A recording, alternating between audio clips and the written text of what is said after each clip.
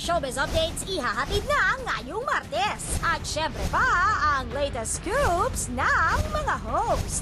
Abangan! Ito ang chikahang always the best. Ito ang intrigahang always up to date. Ito ang nag-iisang ang latest of late.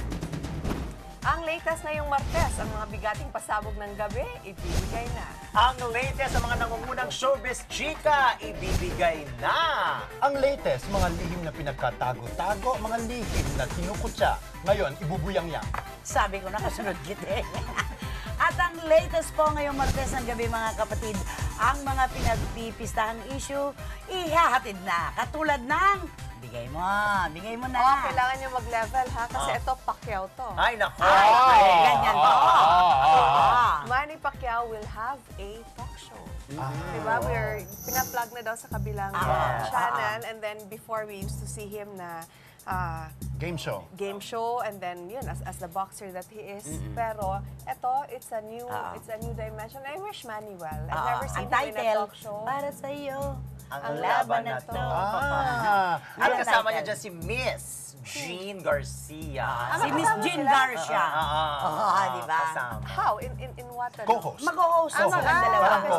Silang dalawa nag-host.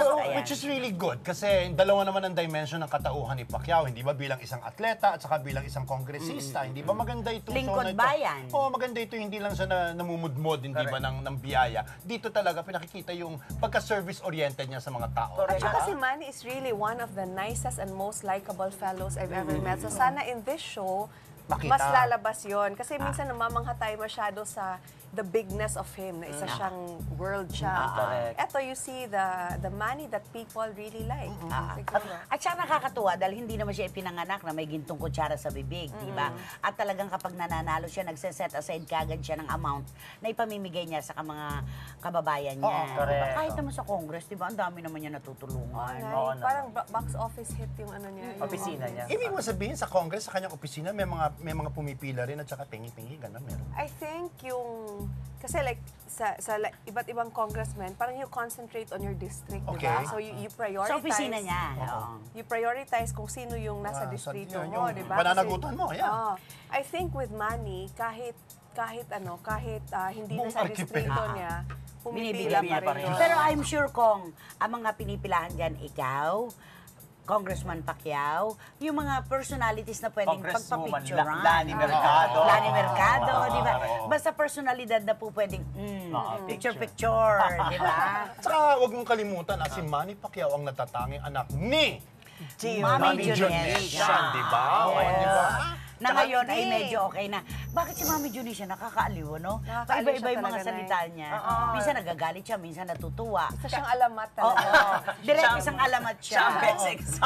Dapat kasama siya ng alabang housewives. Huwag no po. Hindi. Papayag ba si Pam?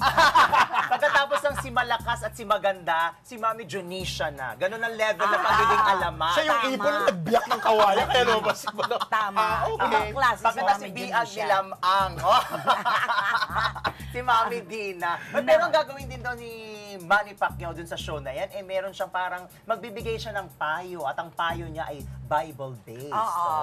Na pwede naman niyang panindigan dahil ilang panahon na natin siyang nakikita na palabasan ng Biblia at talagang tutok sa relihiyon. Okay. As long as yun nataos puso, yun at galing talaga sa kanyang puso't kaisipan, di ba? Go and go. Tsaka yun na nakakatuwa, yung isang taong nagbabago, tapos nakikita mo na ginagawa niya talaga yung sinasabi niya.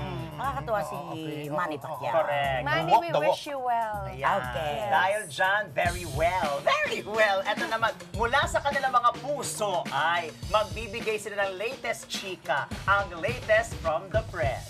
Ang latest from the press, maririnig na eksklusibo.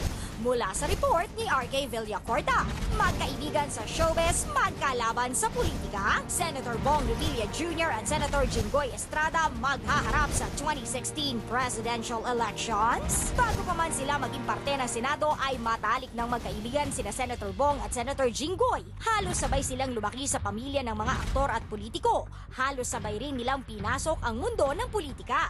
Pero mukhang mas magiging mainit ang pagsasabay nila ngayong 2016 dahil sina Senator Bong at Senator Jinggoy posible raw magtapat sa 2016 presidential elections. May mga kumukumbinsi sa akin na tumakbo sa 2016 pero hindi pa ako nakakapagdesisyon sa ngayon. Unahin na lang muna natin ang 2013 elections dahil sa Mayo na yon. Ganito rin mismo ang naging sagot ni Senator Bong noong makausap siya ng kapatid nating si RK noong Desyembre. Tikom pa rin ang bibig nito pagdating sa 2016 elections pero katulad ng anak ng ex-president ay ang senador din ang pambato ng kanyang partido. Kaya naman ang latest na tanong, magkakaroon kaya ng bigayan sa kanilang magkaibigan o magkakaroon ng malalim na pagitan ang isa't isa? Abangan ang iba pang exclusive interview sa Chika mula sa mga kapatid natin sa press.